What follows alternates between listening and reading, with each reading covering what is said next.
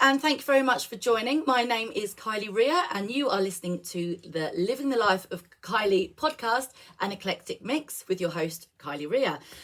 Today, I'm joined with my wonderful friend and multi-talented Gary Lucas.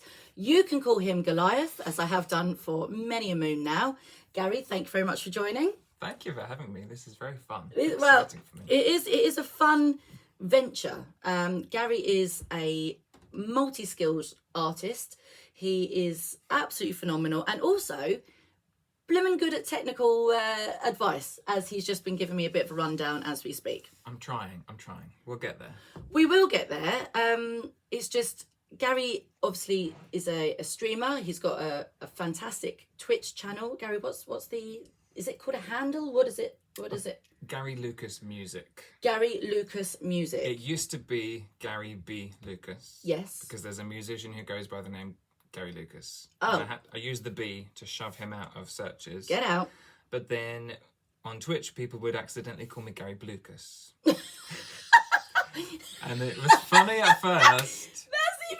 It was funny at first, and then I was just like, I'm sorry, because you do this thing where you raid people, so you send all of your viewers to them, and they're like, oh, thank you so much for the raid, Gary Lucas. And I just thought, no, I can't be dealing with this anymore. So it changed to Gary Lucas Music. Oh, please keep that. Gary Lucas. So people still talk about it. They're like, didn't you used to be called Gary Lucas? And I'm like, for freak's sake. I still am, actually, technically. Well, so it's now Gary Lucas Music. And what is your skill set? What is your genre? Tell me. My Twitch has just been the most wonderful thing. Yeah. Because it allows me to do whatever I want. Okay. So my genre is literally whatever I want to do, which is really exciting. So like, I have a lot of musical passions. And the thing is that the people that watch me are so kind. They follow me wherever I want to go. So I have a song list and they choose the songs from that, but they're all songs that I've put in there. Okay. And it will go from the poppiest of the pop, from like Spice Girls. Yes. To, Evanescence. I remember you love a bit of that. Then a bit of like acoustic Damien Rice, or like originals that can be quite sad or whatever. And then full circle background to like Cher. Wow. So it's just like, it brings together all of my favourite musical things, and you never feel like, oh, I have to do this today, I have to do this today. It's just like whatever I want to do. So it's almost like people tune in because they know that they can tune in to what they want to see, but they also know that you're going to be enjoying it because it's your choice. Yeah. That's amazing. What's the strangest request you have had? Strangest request I've had? So I once did Baby Shark as a joke. Ah. And now there is one particular viewer who asks for Baby Shark nearly every stream. Cool. And I love doing mashups as well. Okay. And for some reason, I mashed up Baby Shark with Bring Me to Life by Evanescence. Whoa. And this gets requested quite a lot, and I refuse it now. Why? Oh, can you take it away now? I haven't got my instruments Oh, here. well. An a cappella version, you're not going to get the true essence of the mashup. See, that is pure skill. That's what I'm talking about. So Gary and I went to school together. We were in year 7 all the way through. Mm-hmm. Bless his heart, having to put up with me all of these years. Oh, it was fun. And so we basically, from year 7 all the way through to 6th form, and beyond, of course. And Gary was always so musically gifted, just from such a young age. And then Very we did. kind. Well, I'm right. That's what it is. And we carried on with sort of drama together. And that's really your career now, isn't it? You're just sort of. It's about half of it. Okay. I'm lucky to say. It's your passion is driving it, though, isn't it? Oh yeah. Yeah. I mean, it takes up big parts of my day, which I choose for it to do. How lovely. Which is lovely. Other parts I do is teaching, yes, kind of tutoring one-on-one, and so that'll be English and some music as well. Are you taking on clients? Myself, I could take on clients if you're looking for lessons. Poor Gary always used to do his very most politest handing over of the book. Gary, what's the, I haven't done my science homework. Can you put that? Oh, okay. All right, you say it. Go on then. Well, thanks. Gary, what's the answer to this? What's the, God, it was just, you were just so patient and so kind, and you just, But that's so funny willingly gave it to me. What you didn't see was all the times that I would be sat next to someone else when I didn't understand what was going on in like a maths lesson. And you know our friend Ricky, Yes. I would turn to him and be like, Ricky, just let me do this. Let me just slide that down the bench. He got very used to me just being like, I get it. Oh, so that's I was just checking that you had the same answer as I did. It was a culture of pass it on, help a neighbour. It was a pass it on. It was very much a pass it on culture. Do you remember that time when I had my English literature resit? Oh my God. And you were wearing the pirate Oh costume. my God. And you all just found it hilarious. And I just couldn't believe what was about to happen. I just have this image in my head of you turning up, just going to the breakfast bar in the hall, which doubled up as the exam hall. Yeah. You were just wanting your breakfast bap or something, I don't know what the problem was, yeah. And the teacher called you over. You'll be sitting here for your exam today. Cracks me up every time. In like, full pirate. Full. It was me, sat there with children younger than I. School uniform, absolutely fine. And it was first thing in the morning as well. And I just thought, well, I can't even cram anything now. Gary, Wuthering Heights, what's the answer for question B? It's like, what? I don't even know if that was the book. I'm assuming it was. Did you just sit there in the exam? I just sat there and staring out thought, the window? I just remember writing and thinking, I don't know what I'm talking about. I do not know what I said, but it wasn't right, honestly. I'm surprised if I got the title of the book right. The withering heights were withering away nicely.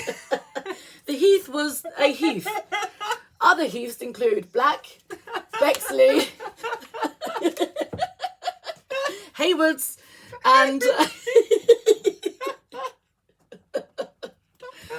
continue. Oh, honestly. You always had this ability to make me laugh, Kylie. You always had this ability. Oh my God. It's just, sometimes you just can't make it up. Life can sometimes be so ridiculous. You just can't make it up because you're like, well, there we go. That's that then. But it's always, when I look back to school, I always start thinking about how often things were actually masked as a coping mechanism. Yeah. And I sort of think, I don't know if that is because of the ADHD, now we know that masking is a thing and it's quite classic, or whether that's just me. And it's just, well, of course that would happen because why wouldn't it? But you're recently going through the same journey as myself. I mean, I just want to be totally clear that I'm not 100% sure if I have ADHD. I've only just started the testing for it. So this might be interesting for people who are maybe like questioning whether they don't are. know. Because I think you have to kind of have a bit of an open mind and be ready to be told maybe you don't have it or maybe you do have it. I think if I do have it, I probably don't have the hyperactive part. I suspect I might be ADD. Okay. Because you remember me from school, like I'm not that poster boy child of the hyperactive kid that can't sit still. No. I was almost the opposite. You were. I was very quiet, could easily sit still, could focus on my work. But for me, if there is any hyperactivity, it's like going on the inside, just like constantly flapping, nervous, anxious. So like that butterfly feeling? Just constant. Wow. Constantly. There was not a day of school where I didn't feel kind of like I'd lost my appetite because something was just like, Oh, wow. And I think for me, like wanting to get good grades and stuff, it was so much to do with like regulating my emotions and like if a teacher tells me I'm good, then I've got through the day. Yeah. Not well, I mean, for myself, because I know that we've spoken about this before when we caught up. For myself, you were always very academic. You know, for my outside opinion, you sailed through your exams. You were very academic. You always did your homework. You legend. You always did my homework. You were great at retaining information, learning scripts. Not an issue for you. You know, you were just really spot on. Yeah. But underneath that, what I'm understanding now is that actually you weren't feeling in control and spot on in any way. So that's masking, isn't it? I think it might be. That's what I'm questioning. Like, I'm not going to go out there 100% yes, it's definitely masking. I've definitely got ADHD. No. But I think there's a probability. But I wonder if masking is also just part of today's life. Yeah. You know, I always, if someone, you know, I walk in says, oh, hi Kylie, how are you? I might be feeling so low and just not, and I immediately go, hi, I'm fine, thank you, how are you? Yeah. Because what I've now learned after speaking with the psychiatrist is that I'm doing that because I think if I'm not like that, people won't like me. Yeah. So that's why I always present myself as, whoa, whoa, whoa, because people gravitate to high energy vibrations, but I'm burning myself out. Yeah. But in the same respect, I'm wondering if that is just what people do.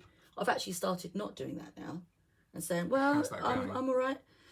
It's easier over text message than it is to be, you know, saying it verbally. But I'm just wondering if you've found that. I think doing a podcast is brilliant. Because then you get to practice it. I get to keep faking it though. For a reason. No, but you're being honest about it. And so you're saying that, like, by saying that I have been masking, you're then actually being vulnerable. Yes. And I think regularly doing that is kind of therapy. Chipping away. It is therapy. And this is the thing, I think for me, it's not necessarily, maybe it's a form of masking, but it's been a very healthy form of masking, is that my music has really, really helped. And I think it's helped me mask everything, because whenever I had serious emotional dysregulation, which is a big part of ADHD, I was able to just write a song about it. And I think, like, imagine if I had actually had therapy and I wasn't writing songs, they would have probably at some point recommended that I journal, recommended that I do some art and be creative. Mindfulness. And got it. And I was just, for some reason, and I was very, very, consider myself lucky, for some reason I just naturally tapped into that. And that really helped me. And I would have huge emotional ups and downs, and I would just journal. I've always journaled since I was a teenager. I've got pages and pages full of the stuff, and then I would write songs, and then I'd sing songs, and that is incredible, because you know you to actually have just picked up on that at such a. I mean, this is what I'm talking about with your writing and your songwriting and your skill. You're so empathetic to how you feel, and you can articulate that perfectly. So that I can understand is a skill for you. Yeah. That you've almost self-soothed by going through I think I did. And I think the question is, like, is it an ADHD thing or an ADD thing, or is it just a sensitivity thing? Or is it just a Gary thing? Or just a Gary thing, right? So I'm definitely a highly sensitive person. And in terms of, like, all the other personality tests, for anyone knows about them, whichever one it is, I'm the most sensitive type. And INFP, I'm an Enneagram 4. Like, all of those mean that I'm the one that cries at movies and wants to write songs and be an artist, etc. You know, the whole joke of it all.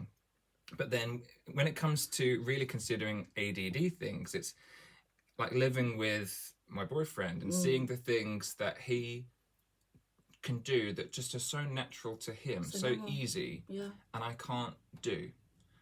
Opening chocolate, where it says tear open here, and I'm on my own, just like, it says tear it, and I'm doing it for 5 minutes, and I can't do it, and I pass it to him, and what part of his brain lets him do that? It's physical things. Wow, that's like an actual... It's physical things, like where you have to really concentrate, and there's small details, and it's something to do with the body.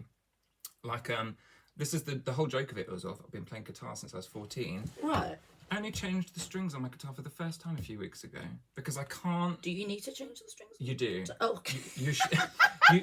Well, I'll just leave it as fine. If you're a musician who cares about how your guitar sounds, you should do it, like, pretty much every 5 or 6 weeks. Whoa.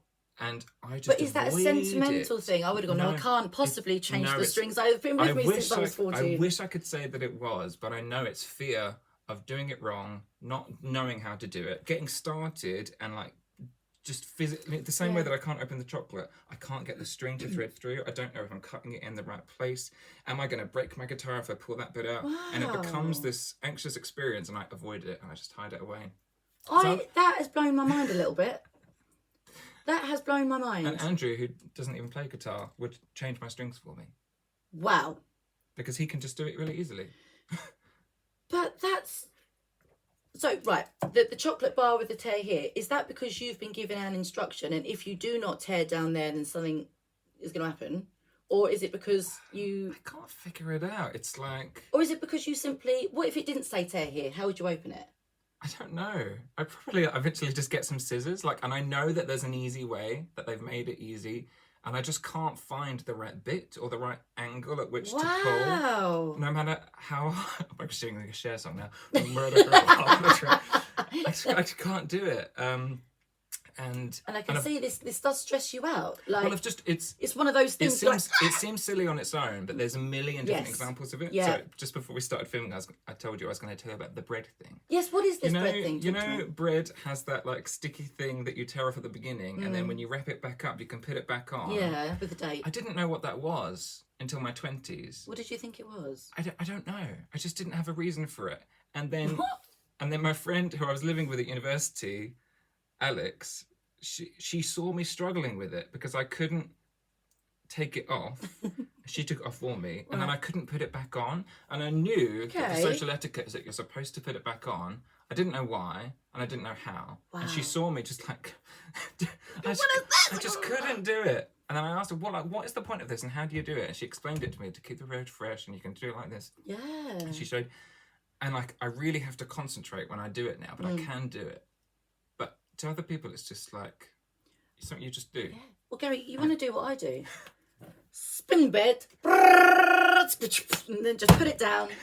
Job done. Leave it, and then or position it against the wall, and the air doesn't get in. I have done that many times. There you go.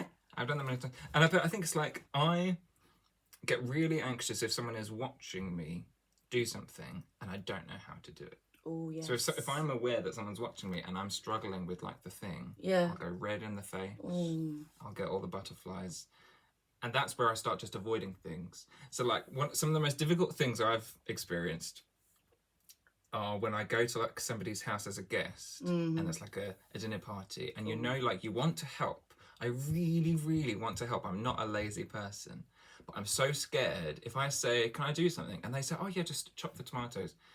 It will then be like, how? Yeah. In what shape? How small? How do you want the tomatoes? How would you do the tomatoes? Is it if you chop a tomato and which it's not... type of knife? If I use that knife, am I going to damage their knife? And all of these things go through to the point where it's just easier to not offer. But then I'm like, but now they think I'm lazy. No one would ever think that of you, Gary. No one would ever think that of you. If they're new to me. If they're new to you, they'll probably think you're a right dickhead. But exactly. No. Exactly. But that's the torment of it all. No one would ever think that of you. Offer to help. And I've got to the point, one of my ways that I've matured is just asking anyway, and then just having to be like, I don't know how you want this done, so tell me. And it's really awkward, but I do it. I can feel like going red now. But people won't... I think a lot of it is when you're so self-aware, you overthink and overanalyse, and then it almost becomes paralysing for you, because then you think, well, I just can't do it, because otherwise people will say blah, blah, blah, blah, blah. Yeah. So you then just don't. Yeah. But for anyone else, say if it was Andrew, someone who you class as just totally normal, could do everything that you think you can't do, not in so many words, then he'd just be like, right, okay, well, how do you want them cut? Yeah. Just as nonchalant, throwaway as that, you know? But because you are so self-aware... Or he would do it his way. And then go, we didn't tell me how. And then not worry about, is this the way that they wanted? He'd be like, well, I've done it for you. And that's the most important thing. Yeah, absolutely. Is it a self-esteem thing? Probably, on some level. I think it's I've hard, also just been so many levels. For me, it's physical things where you have to use your hands, and people often get confused because they say to me, "But you're a musician; you have to use your hands to play the piano and the guitar. So surely you're good with your hands." It's different. For me, it's different, and I don't know why. I think it's because here's the thing with ADD that I've been reading about is that like it's.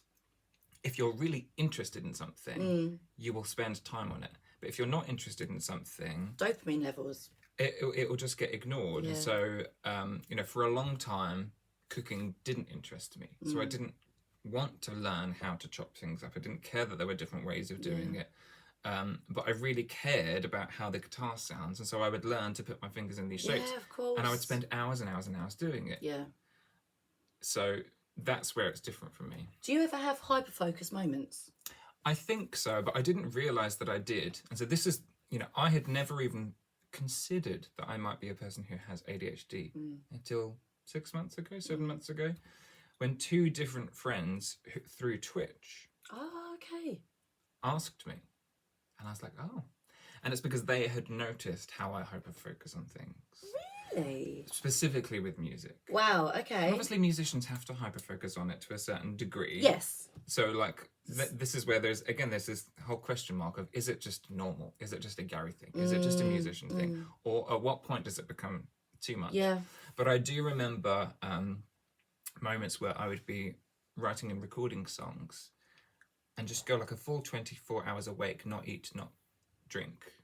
Wow. Just because I so needed to get the part how I wanted it. So time wasn't even an element for you. Yeah. So time blindness Time is blindness, also, yeah. I think that happened more when I was younger. Okay. It doesn't go that far anymore. And I wonder if that's maybe because I live with a partner who's able to be like, what are you doing? Yeah, where are you? Come and have dinner or something. Yeah, of course. Sometimes I think that kind of brings me out of it. But I made a whole list of things because I know how forgetful I am. Learning to drive I remember this horrendous for you. for me. It was horrendous. So I took lessons for like 2 years with my first driving instructor, and I didn't get very far. I definitely had self-esteem issues with that. Yeah. I just couldn't get things right. Like he never put me forward for a test. Was he just after like busy 2 taking years. your money? Of course, part of your brain goes, maybe they're just wanting the money, but part of your brain goes, I'm sure he would have done it if he felt like I was going to pass. He just didn't have the confidence that I would pass. Did he not say anything to you? I can understand because I probably just flapped a lot. I probably just panicked a lot.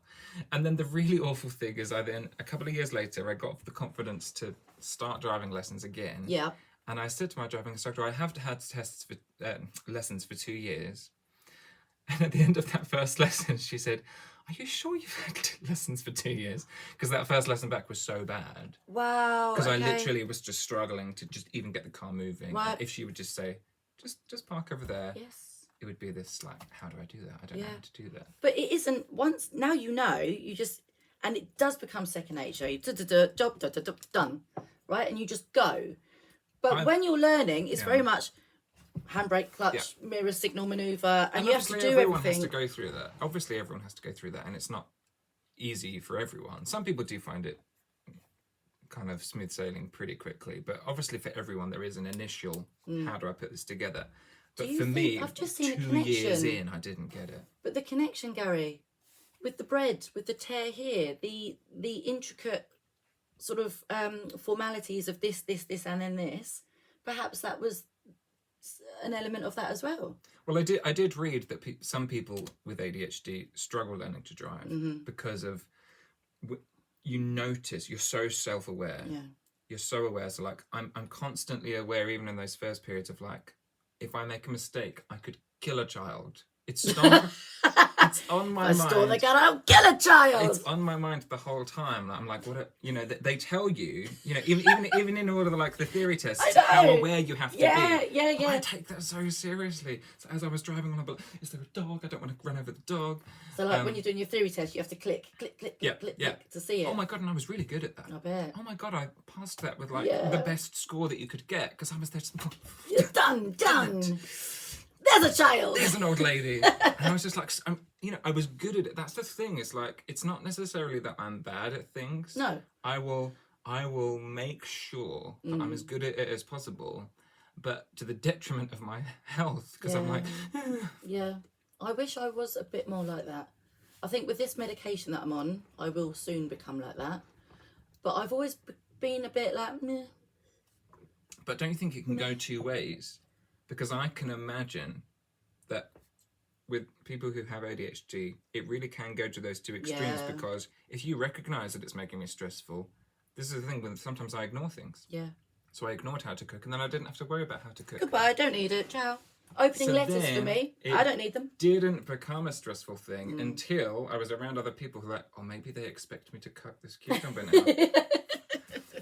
I've never seen one before. What do I do? With my driving test, it's just classic. I don't know why this wasn't picked up before. I failed one. Meh. Slept through one. Right. Yeah. And then eventually passed. Okay. But I only realised I'd slept through one when Mum come barging. Kylie, your driving test is in 20 minutes. I was like, what? Whoa! Oh my God. It was, no. And that wasn't very good. But that was still only 3 attempts. Well, and technically only 2. Technically only 2. I mean, thank you, Gary. 5. Well corrected. 5. Yeah, but 5 is the magic number. There's a lot of children, a lot of old ladies bolting out of the road. And I promise you, I'm not exaggerating this. That 5th one that I passed was the worst I've ever driven. And I swear to you, it's not me looking down on myself. The driving test person just took pity on me. Oh. I swear to God. Because you're told, you know, when you do one of the manoeuvres, if you have to reverse into a parking space or something, you're told if you do it in more than 2 moves, you failed, right? Oh, I don't know. I was sure somebody told me that. I went back and forth and back and forth and back and forth, back 5 or 6 times. I know I couldn't understand when he said to me, "You've passed." I genuinely think, because I turned to him and said, "You're kidding me." And he just ignored me. He just didn't. Gone, no, just went, I this haven't. is your thing. This is your thing. And he got out of that car as soon as possible. I just think he saw all of my old tests. Probably saw that I had come close sometimes, but just made one silly mistake. But it's not even it's knowing how to pass the test. It's the same with all exams. If you know how to pass the test, if you've got a good memory, if you are, you know, able to retain information as per thy, you can essentially smash all of your exams without knowing that you know, without blinking. I've got much better at driving now, and if I'm driving somewhere where I don't need to use Google Maps, I can put music on and I can actually enjoy the experience now, especially if I'm on my own. Yeah. And driving can actually be a nice thing. Yeah. But I had an experience recently where a couple of friends were visiting and I had to pick them up from somewhere I had never been before. Okay.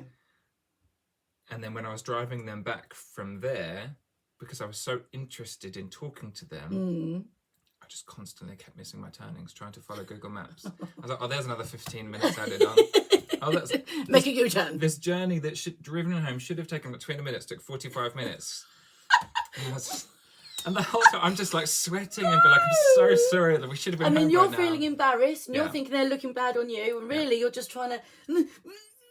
Yeah.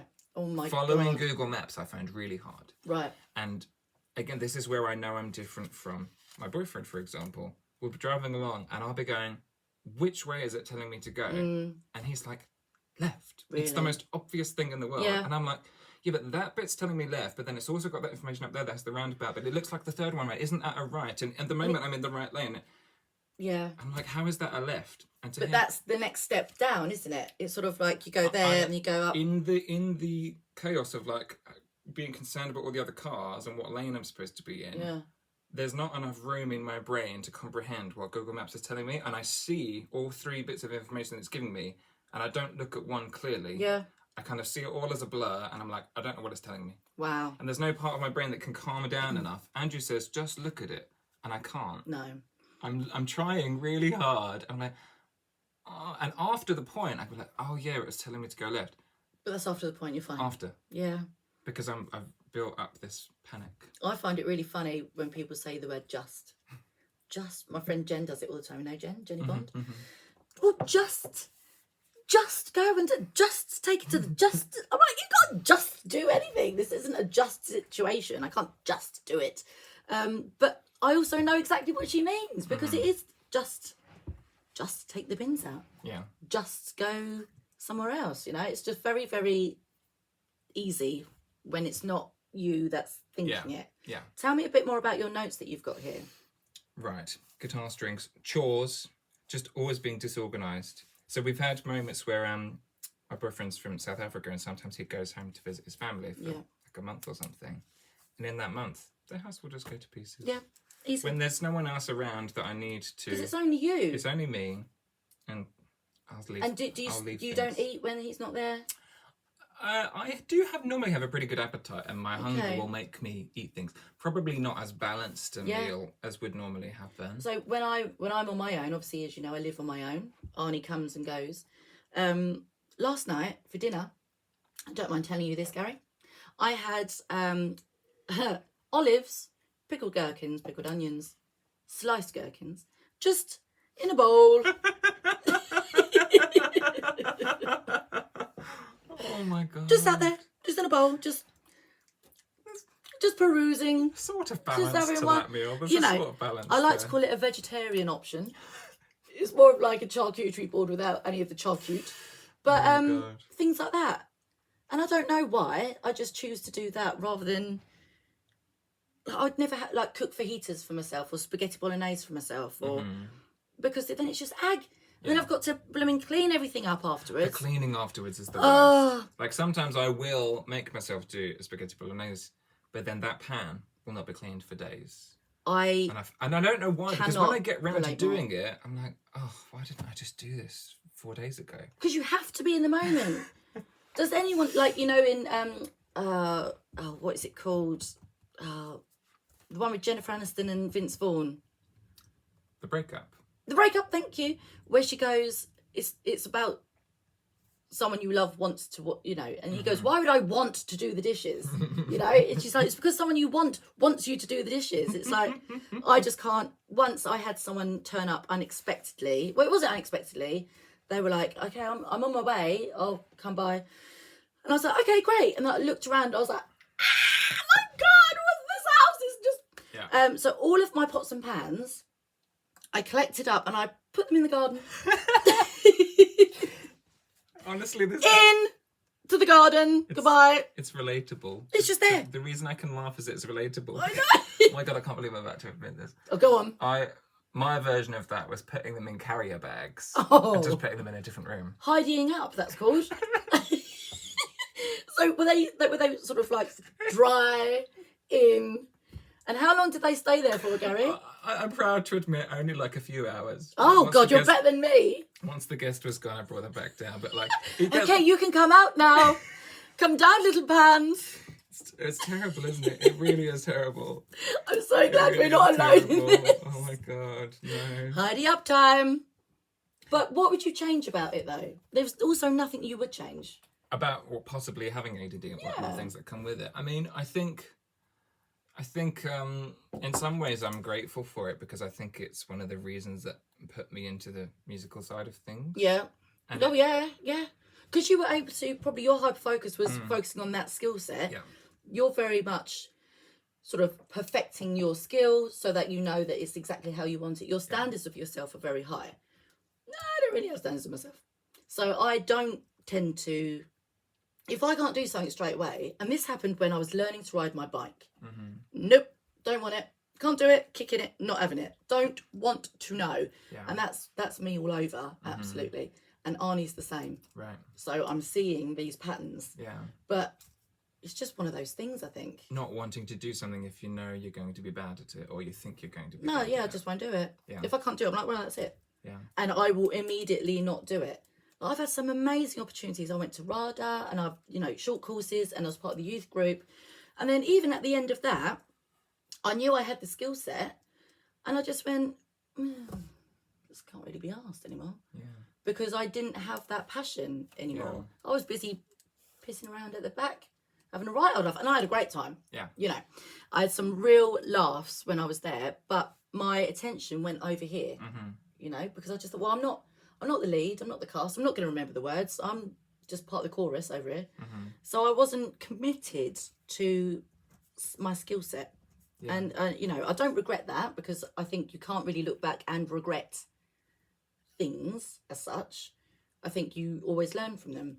But now I know that that's the thing that I am like. Yeah. I won't put myself into that situation again where I let myself down. Do you know what I mean? I wonder whether that is maybe the difference between ADHD and ADD. Okay. Because, and have you looked into those 3 different subtypes of ADHD? I'm combination. There's the combination, then there's, I think it's called the hyperactive side. I'm still new to this, sorry. Yeah. And then there's the inattentive one. Yes. Which is less to do with being hyperactive, but just inattentive. And I think maybe because I don't have the hyperactive side, it's maybe slightly easier to deal with. But what I've read about is that people with the inattentive type are much more likely to only be diagnosed in adulthood. Right. Not to say that people with ADHD also don't get recognised in adulthood, but it would be more obvious. And I think if you compare our personalities, I'm quieter. I disagree. I think you're very loud. I think I'm the quiet one. I'm very shy and retiring over here. I've had to lend you all my homework. But for me, one of my notes here that I've got is and this might surprise you, not revising for GCSEs or university. Yeah, but So that's you might ridiculous. think of me as the kind of person that was organised Yes! with my revision, and I was not. But you were. No, is think- it because you retained it from... I think one of my ways of masking it was that I was bright, and so whatever I had learned in school, when a teacher is there organising me and I'm wanting to be the good student, I've retained that. But then, you know, when in year 11, when you get your study leave, I went home and played video games. I did not one bit of revision. I didn't have like a little table with stickers and I'm going to do English revision today. Like, what does this one say? I would go around my friend's house and he'd have all of this stuff that his parents had made him do with these stickers and like, all these like booklets, like, you know, AQ, HGCC revision. I had none of that. I had no clue what was going on. I didn't even know what days my exams were. I would just, you know, the school would just make you... They would preaching to the choir here, Gary, all right? I promise you. That's mad. And I know that I came across as the opposite. You did, absolutely. But it just... And for university, I studied English literature. Yeah. I just spent my student loan on music equipment and I sat in my room all day writing and recording songs. We were supposed to read a Shakespeare play a week. I barely read any of them. But one of my ways of masking it is that I was just really good at like just skim reading the York notes and passing the exam. And that's not a good skill to have. It is because it's good for faking it, yeah. Well, look, you fake it until you make it and you've made it, Gary. You absolutely have. Now you are winning at life. But why didn't I go and study music? Why didn't you go Probably and because study of music? fear. English was just like the easy one. English was just like, there's the least amount of contact time. I had like 2 seminars and 1 lecture a week. So the rest of the time, literally free to do whatever I wanted. Supposed to be reading. Right. But for me, it was like, oh, I hardly have to do anything for 3 years. Brilliant. Well, that sounds nice. And especially, I suppose, if you knew, I'll be all right. I can make through that. I'll be all right. That's exactly the thing. And it sounds really stupid of me to say so, and it is stupid. But I was confident that I would get an okay grade. I didn't care about getting a first. No. But I was like, as long as it looks passable and I can work on my songs. No. I don't want to get a job yet. No. I want to work on my songs. And this gives me an excuse to work on my songs. Absolutely. And you've got your career, so you can be your teacher. You've got that. You've done that now. Yeah. I wish that I could have that. Do you want to swap for a day? Sure. Yeah? Sure. Although I don't think either of us would be any better off. It would just might be the same. At a certain point, you just have to look at your own stuff, don't you? Yeah. The other biggie for me that I've noticed here is this thing called rejection sensitivity dysphoria. Right, okay. Have you rejection sensitivity dysphoria. Right. Also known as? It hasn't been scientifically verifiably proved or anything. Right, just to be clear. But there is a lot of talk about it online. Right. People with ADHD, it often comes up and there's lots of YouTube videos about it. Right. And it's this like being hypersensitive to the idea of somebody rejecting you, not just romantically, but friendship-wise or colleague-wise or teacher-wise. Just people thinking badly of you. People thinking badly of you, or people forgetting about you, people not inviting you to things. Yeah, yeah. And I think one of my ways of masking is that I had this period in sort of my mid-20s up to a few years ago where I just kind of took a bit of a back seat in all of life. I didn't try to make new friends. I didn't take any risks trying to get jobs. Yeah. I just kind of was gliding along. And I think it's because deep down I knew that every time I tried to do something like that, I would be so hurt, such emotional pain that was just like, self-preservation. It was self-preservation, just kind of backing out of life a little bit, Yeah. just doing the bare minimum. Wow. I have never earned over minimum wage my whole life. No. When you look at the whole year. Yeah. When I did my self-employed tax return, I'm always under the bracket. I never have to pay tax because I don't work enough. I actually back off to the point where I'm like, that's going to be too much. Yeah. That's going to be too painful. And that's ridiculous, isn't it? Because I bet people would look at me and be like, oh, he got good grades at school, he's probably earning loads. And but it is very interesting because you also go on Twitch and you live stream and you present yourself to all the people in the world. This is a recent development. Right, okay. You think about it, you know. 2 years. I only started it 2 years ago, so I was 33. Wow. And I didn't know how it would go. And it's because of how wonderful the viewers are. Yeah. Where I'm encouraged to be myself. Yeah. It's so different to when I used to try to do gigs in pubs, for example, that would be the most stressful experience ever. Yeah. if I knew I had a gig on the Sunday night, from the beginning of that week, the Monday, leg shaking nervous. Wow. Leg shaking nervous, and like over planning it and thinking about it all the time. But when you're there, do you enjoy it, or are you still absolutely papping yourself? I'm kind of in two very different places. There's a part of me that's enjoying it, and there's a part of me that wants to run away and throw up, and it's constant. It's very real. It takes over. It's your whole. The worst of it was always the build-up. Once I'm actually singing, like, because I like singing, and the sensation of singing has always been a way of getting rid of anxiety. Wow. So it was almost like the singing was helping me fight it, but having to sing was the very thing that was making me anxious. Of course. Whereas Twitch, it's just not like that. Is it because you're in your own domain, you're in your own home, it's completely in your control, and you go onto it and you love it and you get that dopamine hit? Yeah. You know, you get that instant validation, which I know is a big thing. Yeah. All social media at the minute is likes and the hearts and the, reactions, and everything is instant validation. Whereas you get that in your own, and you don't have to witness people in a pub going, oh, right, well, I'm over here and I can just hear people in the background and we're not paying attention. People are actually choosing. I mean, if you think about it from that point of view, in terms of like driving, some of the things that distract me, the noises of the other cars and the sight of the other cars, because I'm in my own space and it's very still. Yeah. It's how I want it to be. And also, the sound quality is always going to be the same because I've set it up. So it's going to be how I want it to be, and I don't have to plug anything in. Yeah, it's all just there. Every time I'd go to a gig, you'd have to drive there, so I'd be nervous. How do I get to the venue? Yeah. Have I remembered all of the wires? Have I plugged them into the right place? I remember when me and Mum came to see you that time. You were just so amazing. You wouldn't even know that you were feeling like that. I was just dying on the inside. Really? I promise you, and I'm not exaggerating that. Literally feeling like I'm going to vomit constantly. And it wasn't an enjoyable experience, which is why I never tried to get gigs, you see. I could be making money gigging every weekend. Yeah. But it was too painful. So I didn't do it. No, so it actually is self-preservation. And it really is you, again, being self-aware of going, actually, that doesn't feel good. I'm not going to do that again. You know, I remember my mum once said to me, right, don't touch the iron. I'm coming back in a minute. I went and touched the iron. I've never touched that iron again because that bloody hurt. You know, and it doesn't matter how many people say, like, don't. You still need to do it to get your own emotional memory of how that feels. But I'm wondering if the anxiety that you feel, because that is so intense, that's on like such an intense, severe scale, is that something that you've ever wanted to explore before gaining control of?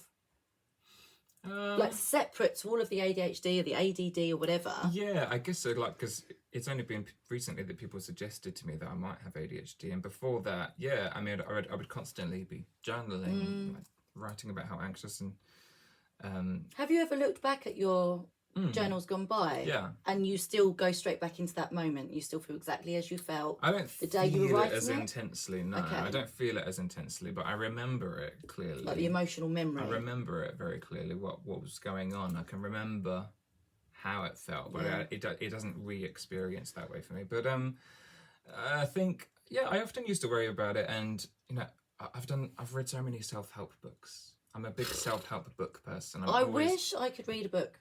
YouTube videos. I'm looking into all of the, you know, positive kind of thinking. Yeah. There's someone called Byron Katie who I really, really like, who has this system called The Work, where you ask 4 questions. Okay. Oh, there's too many questions. I can't be answering all 4 of those. No.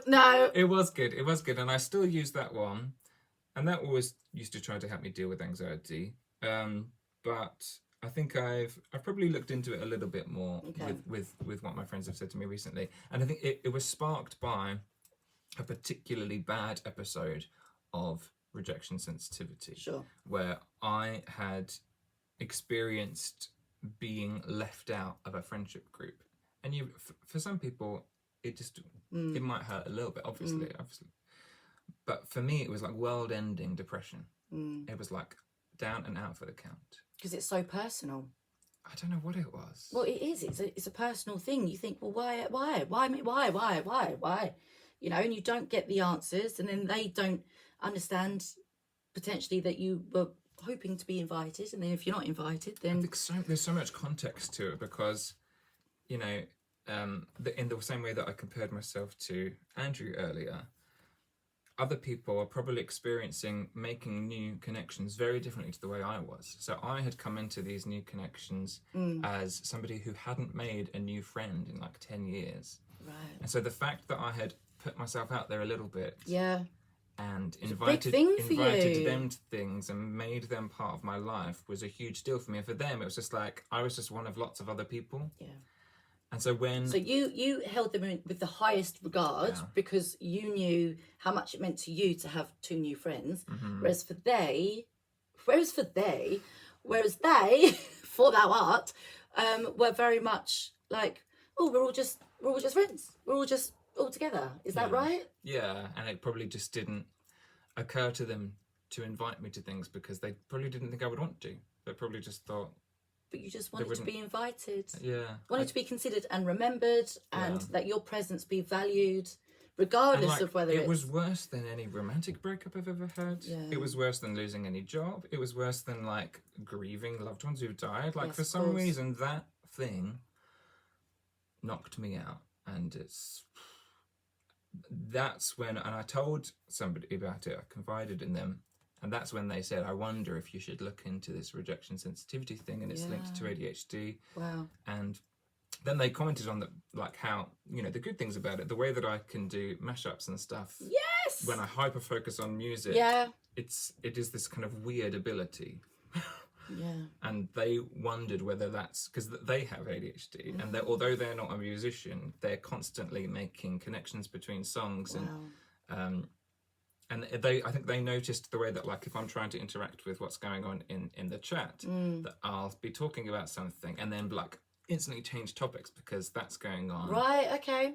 And I guess lots of people would do that anyway, but I think they noticed it with me that I would, like, constantly be like, oh, there's a shiny new exciting thing. Oh, look at this one now. Yeah. Well, I think you've got so much self-awareness, and that is, to me, half the battle won. Yeah. You can communicate your needs and your wants and your wishes very articulately. You know yourself well enough.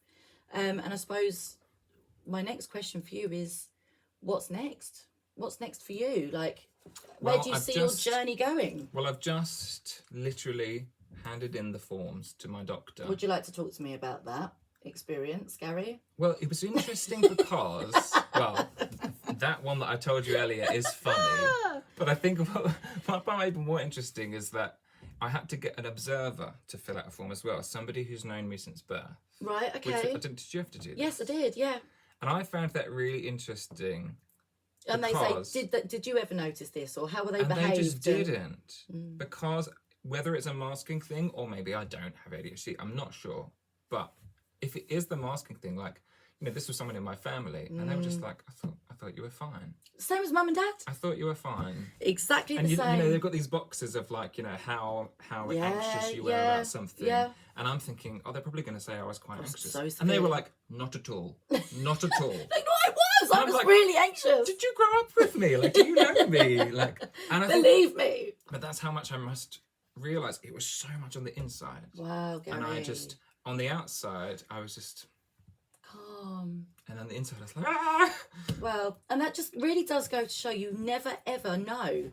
You never know how someone is feeling. Yeah. Or you never know someone's story, or, the very crux of what makes them them, And I think that is just probably one of the biggest case in point.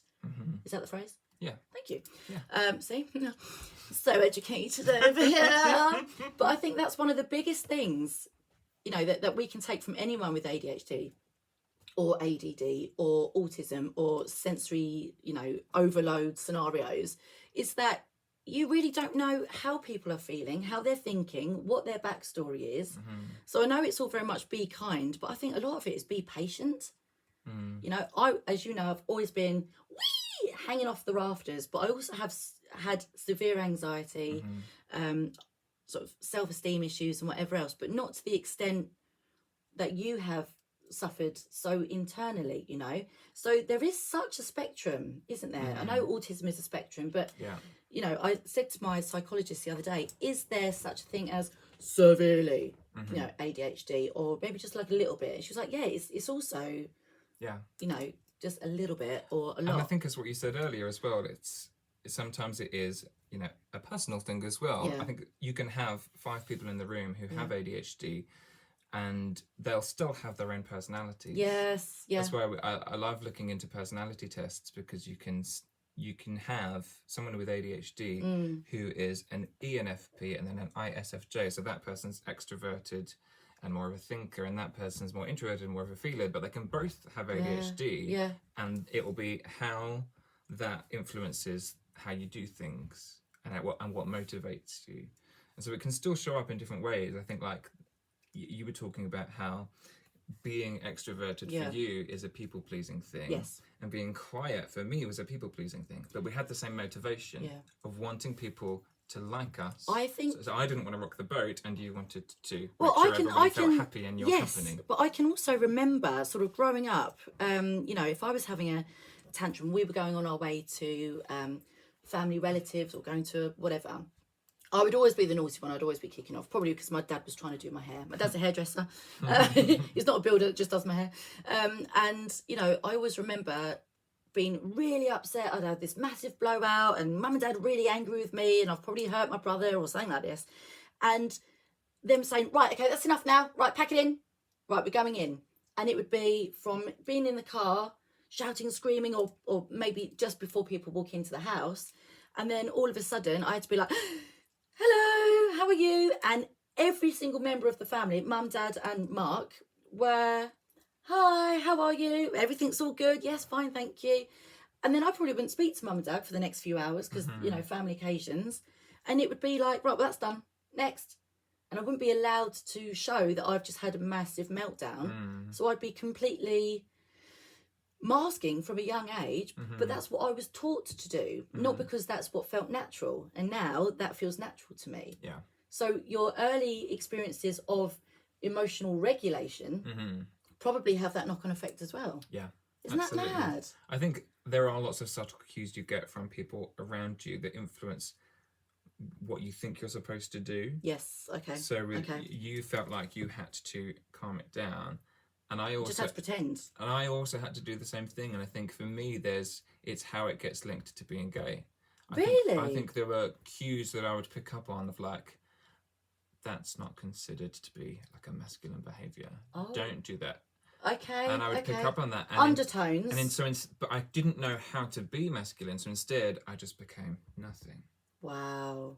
No focus on you at all. Because I've got 2 older brothers who are both straight. Yes. And obviously, like, if my behaviour was different, you know, I probably as a kid at some point was just like, oh, that's exciting. And like, I probably got a bit of a look, as in like, my brothers would be like, whoa, yes. And I'd be like, ah! I'm like, oh, I'm not supposed to do that. Okay, nothing. Wow, so that stereotypical hands in the air, flapping, very excitable, screaming. You might have just done that once, but you picked up on the undertones of, we don't do that. Yeah. Wow. I picked up on the undertones of like, you know, do you remember the first gay kiss on EastEnders, Tony and Simon? What happened in my house? Turn that over. Wow. Instantly. And so just this message of being like an 8-year-old boy of like, not allowed. Got it. Right, okay. Got it. So how did you feel growing up throughout that? So we're off on a tangent now, but this is such an amazing... I think that's how it links to it, because if I had got the cues that it was okay, I might have become like, wait, a bit more extroverted, and however that wanted to present itself. But I think I learned to suppress so much of what, I don't know, so much of me. Did you feel... No. How did you feel when you realised that you were gay and thinking, oh, shit. Oh, no. I just hid it for years. Yeah. But then how did that make you feel? Did you feel... Awful. That's why I started writing songs. Guilt. That's why I started writing songs and journaling. That's the reason. Because there was literally no one to talk to. So I would sit in my room. But did you feel ashamed? Oh, yeah. Awful. Awful. Wow. Horrible. Because of how you knew the undertones of... Horrible. We don't do that. I just assumed my family are going to hate me, aren't they? Oh, Gary. How can I tell anybody this? And it was this thing that weighed on me for years. Yeah, it was horrible. It made you want to disappear even more? Yeah. Wow. And so that's what you think, and probably other people at school thinking, that when we go home for Year 11 GCSE revision, that I'm just sat there. I was just like, I'm really depressed, and I'm just going to play video games and hide away in my room and hope that I pass my GCSEs. I think that's what happened. Yeah. Blimey. If you could go back now, I'm going to say this with everyone. If you could go back now and tell little Gary a message, just a little snapshot, and then future Gary about who you are now, what would that sort of sound like to you? Oh my God. Little year 11 Gary or little year 8. Oh, 8 I think the younger version would just be so amazed that I'm able to be myself and that people come to my Twitch channel because of that. Yes. It's the most amazing thing. Yeah. I think he'd probably just be really relieved that at some point it will get better. Yeah, of course. I don't know, what would I say to him? It's difficult. I hope I would have the positivity to say it will all be fine. Yeah. I don't know if I'd have been able to, but I said I would try to. The best version of me would be like, I know it's hard right now, but it will get better. It's so cheesy. Yeah, no, it isn't cheesy. I think a lot of people actually look back and want to, like for myself, when I, look back and think, God, I was such a nightmare. I was such this, I was such that. But that's the narrative that other people have of me. That's not my narrative. Yeah. So I'm saying, God, yeah, I was a nightmare. Or I was so hyperactive.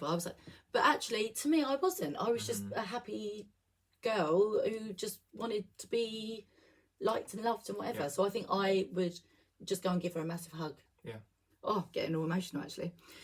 Oh, should we leave it there, Gary? Just leave it Before there. I go and make my eyes even more puffy. Thank you for having me on. It's been so nice. Gary, you are so wise and so knowledgeable. I could listen to you. See, that's the difference. I'm like, yeah, I've got ADHD. Next. And you're like, so there's this and there's this and there's this. And you're just so knowledgeable about it all. And you take your time to really understand. And that's why I need you. Don't leave me. Because I got, Gary, what does it mean when I am ... So thank you so much. I'm happy to be here. Oh, I'm just so, you're coming back as well. I'm happy to come back. So your Twitch channel is called Gary Lucas Music, not Gary Blucas. But on Spotify and YouTube, I am Gary B. Lucas. Gary Lucas. B, capital B. for Brian. And exactly. Thank you, Lucas. You remember. We haven't been friends since we were 11 for nothing, my friend. Right, Gary. Any parting words of wisdom for anyone in the? We've got a minute and 15. I think be open-minded to, if you're exploring whether you have ADHD, be open-minded to. Maybe you're in denial that you have it, so be open-minded. Stigma, but also maybe you're just attaching to it. I've definitely got that. Yeah. I think having that open mind is like, get it checked out with the doctors. Yeah. Talk to friends, see what they thought throughout the years. Read up about it online. Read about the different subtypes. Because I only identified with the inattentive type. Okay. When I looked at the other two, I was like, well, that's not me. It was only the inattentive one. And just having that awareness spurred you forward. And I think so, yeah. And talking to friends about it. I would talk to friends about it. Helps with that acceptance, doesn't it? Yeah. So, well, talk to friends. Give yourself a bit of slack as well. Bang your head. Bang your head on the stairs if everyone else fails. That's another bang. I was talking to Lily yesterday. We also had another bang. So we're going to finish with a bang on this one. Oh my God. Gary Blucas. Gary so B. much. Lucas. Thank you so very much, my wonderful friend. Round of applause for Gary, please. Thank you. Thank you. My name is Kylie Rhea. You have been listening to the Living the Life of Kylie podcast, an eclectic mix. And that is me done for another episode. Thank you very much, Gary. Speak to you again very soon. Bye-bye.